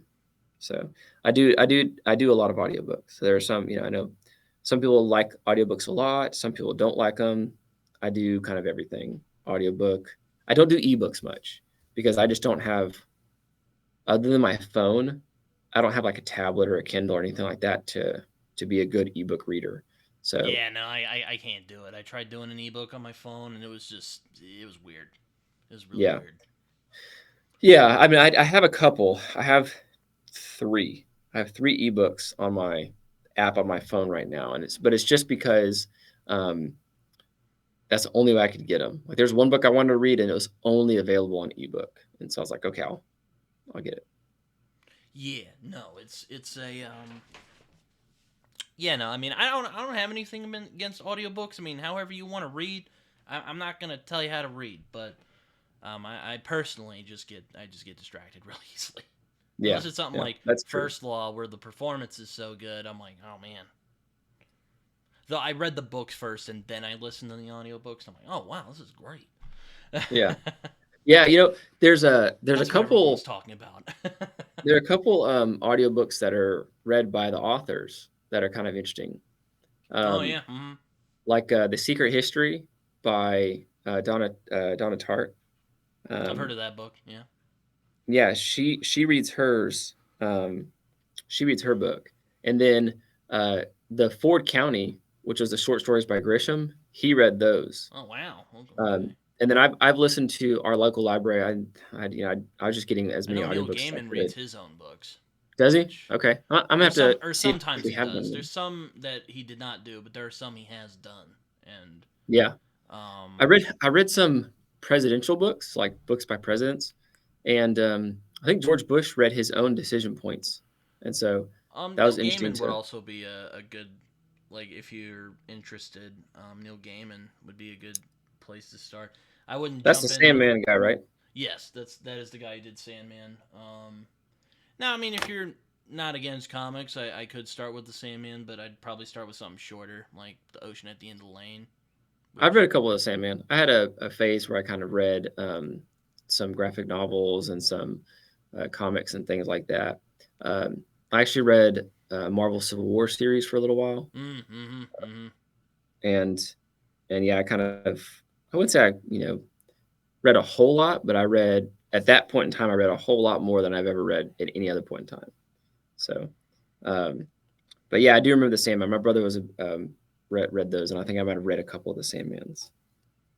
But uh, but yeah, Audiobooks are it's kind of a without audiobooks, I wouldn't consume as many books, and so I'd rather So did throw on the an so audiobook. did the indie authors that you cover, did they have audiobooks, One did. One did. or did they just give you the physical copies? One gave me one just like sent me a free link or download or something. I signed up for the newsletter and it gives you a free audiobook. And so um, I did listen to one audiobook. Otherwise, I always buy the physical copies Mm, mm. because again, like I said, I'm here for them. And so if I'm gonna read and review their book, I want to give them a sale too, because that's ultimately what it's about. Is they're trying to get people readership, that kind of thing, and I'm trying to read these books, and also I'm trying to help them with that by making a video that they can share, or creating an audio. Hopefully my goal is, if more people are interested in these kinds of books, then they'll go back and watch my older videos and see those recommendations and those books and be like, oh, I should go get that book. But ultimately, Britton, let me tell you this. I have read so the audiobooks are always going to be like bestsellers, right? And then I have read these self-published, not always, but mostly, I have read these self-published and these independent author books. I cannot tell the difference between the two in terms of quality Do of you mean writing. like traditional versus self pub? Is that what you mean? Yes, Oh, okay. yes. Oh, okay. And not just traditional, but also like well-known traditional. Mhm. Mhm. Um, so I've like the people I'm kind of talking about will be bestsellers of some sort. They've made a bestseller list. But what I'm saying is that these stories, from my perspective, these stories are equal in quality, um, interest, um, adventure, character development. Mhm. It's I wouldn't say there's like there's that it factor that these traditional authors have that these independent and self-published authors don't have. I'm coming to the opposite conclusion, that there isn't really an it factor. There's something else going on to differentiate them, but it's not writing quality. The It's not I've real level of story. I've realized from what I've seen and what because I like watching, because I write myself, and I like watching authors I like, talk with each other or have interviews, because like I just really like doing that stuff. But I find a lot of like why people get published traditionally is a lot of it's luck, really. What I've learned, Hmm. because like I've seen people who have talked about how they got rejected like 70 times, and I'm not even exaggerating when I say that, and somehow they managed to get published eventually. Um, yeah. So I mean, it's Yeah. I don't know if it's really.